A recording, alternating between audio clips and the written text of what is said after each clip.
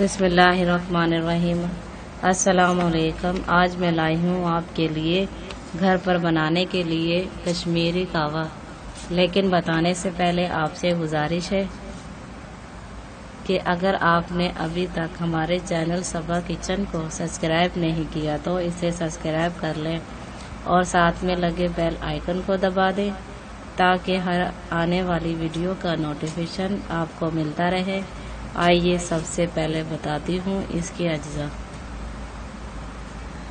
پانی 5.5 کپ، بادام 2 کھانے کے چمچ، دال چینی پاؤڈر، سبز الائچی پاؤڈر آدھا کھانے کا چمچ، خشک کشمیری قہوہ کھانے کے چمچ، چینی 5 کھانے کے چمچ، زعفران چند ریشے۔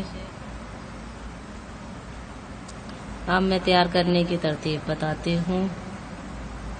پانی میں چینی، دال چینی پاؤڈر اور سبز الائچی پاؤڈر ڈال کر 5 منٹ کے لیے ابالیں اور چولہے سے اتار کر اس میں قہوہ اور زعفران شامل کریں اور فوری طور پر ڈھک کر 3 سے 5 منٹ کے لیے پڑا رہنے دیں۔ پھر گرم کپ میں ڈال کر کٹے ہوئے بادام ڈال کر سرو کریں۔ کپ کو گرم کرنے کے لیے ان میں گرم پانی ڈال کر رکھیں۔